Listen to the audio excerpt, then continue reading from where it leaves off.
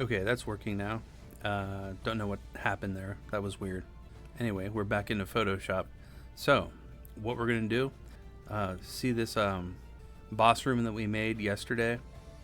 I want to make a wall for it, like something that you can actually see, like vertically. Instead of just glancing down at the floor, you're going to have something in the background that your miniatures can interact with.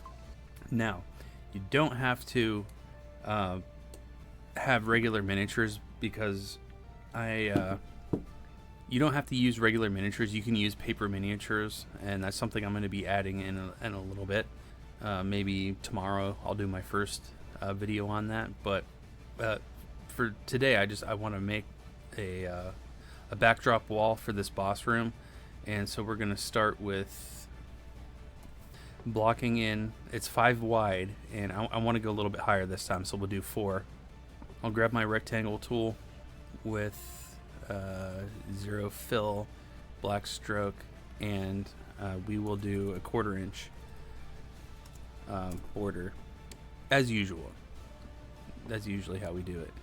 So we'll start here on this grid line. We'll go 4 by 5, and then we will set the border to go outside of that. Okay, that's blocked in, so we're going to create another layer, and this is going to be our fill layer.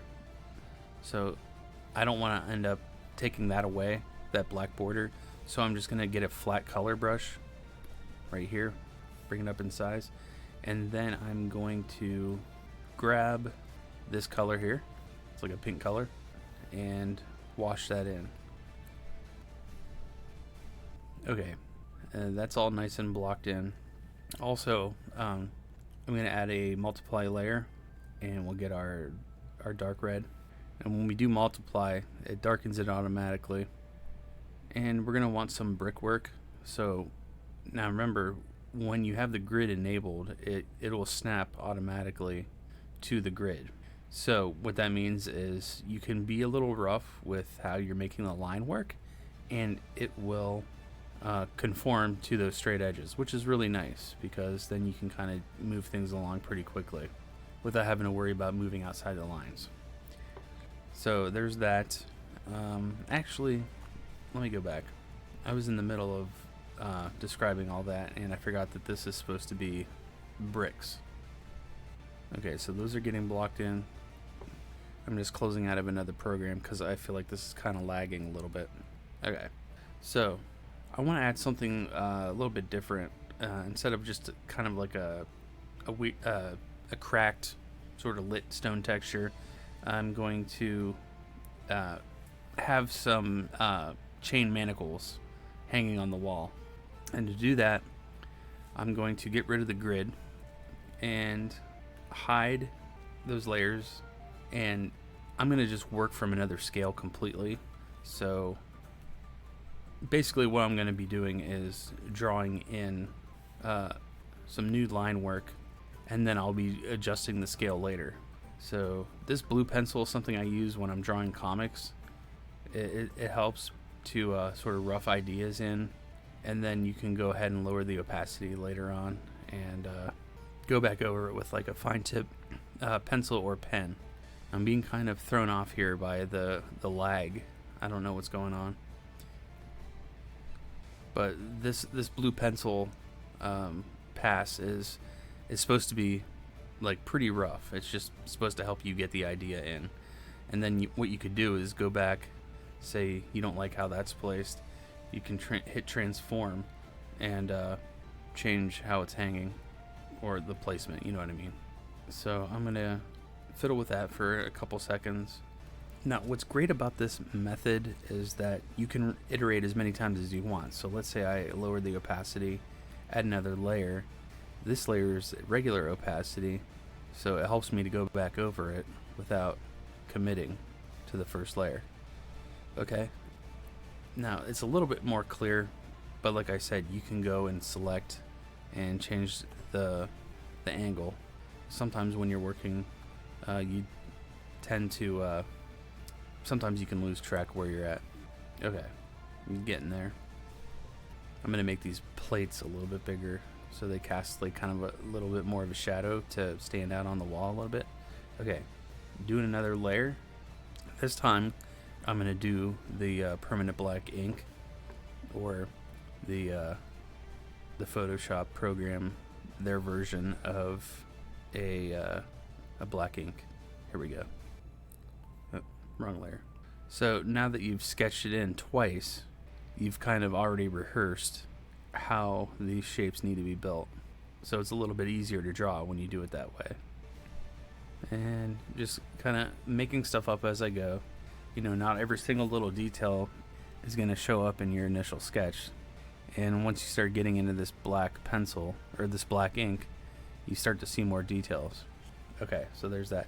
Now I could just copy and paste that, but we're going for variety here, right? We want something that's going to stand out and have some character. So we're just going to plug along. Now I do normally work just a bit slower, but we are on a live stream, so okay, that's all right. Now when we work on the shadow and the light and the color, this is going to really start to come together. We've got a good linear foundation. So let's hide these. We can add just a bit more sort of brushwork. Now if we add in let's get rid of that. If we add that in, we can see what we need to scale our image to. So we'll go back to Control T for transform. Back up. Hold Shift when you scale that down. Okay. Now one of these blocks is 5 feet. So if you're gonna have manacles for a human being, what's a human being's wingspan? Like 5 to 6 feet. So I think this is about right, because then your wingspan is right around there. We'll have them a little bit higher up. Okay. We'll add another layer underneath that. This will be our flats for the manacles. I'm going to grab a flat color brush. Where are you? Okay. And I'll go ahead and block that in. That might be too cool for that room, so I'm going to warm that up a little bit. Okay. Manacles. Blocked in, colored. Now the other thing I want to do for this wall, before I build the flaps in and everything, is make kind of like a little bit of a blood effect. So I'm gonna grab the snowflake preset, and you can kind of see how it's kind of, yeah. Now let's darken it, and then we'll switch the brush again. We want something a little bit grittier. Okay, now I gotta find my multiply layer. There it is. We'll go back into our airbrush, and all I want to do is deepen the shadows in the bricks and around the edges. Let's actually dull that a little bit. Okay, so now remember what I said about doing these dungeon tiles. We're always going to assume that the torchlight is kind of hitting this and then emanating outward in intensity. Okay, we'll increase the size of this a little bit just to soften everything. I'm going to put that multiply layer up higher up, because the shadow is going to cover any other detail that's going on, like the blood stains. I was noticing that the blood stains were shining through, so we got to make sure. Okay, that's actually kind of a cool spotlight effect on the blood, but the chains still look fairly cartoony. So we're going to do some lighting on there. Where are you? Alright, so we'll take that color and increase the value and add some highlight. Let's zoom in a little bit.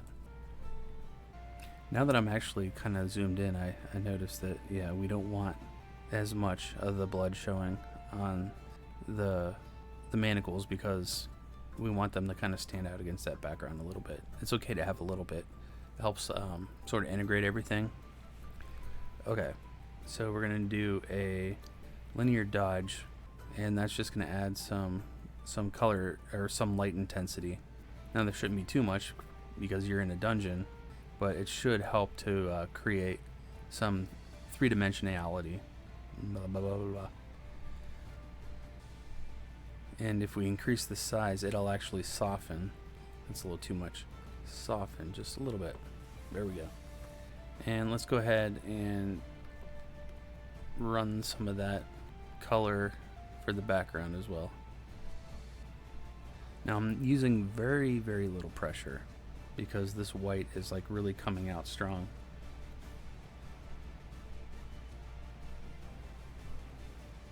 It's almost making it, well, it's almost making it, it's giving it like almost like a shiny texture to it. I don't know if I like that. Maybe I'll go back, undo that. Oh, okay, I know what I did. I forgot to turn the opacity back on. Okay, that's looking a little bit better.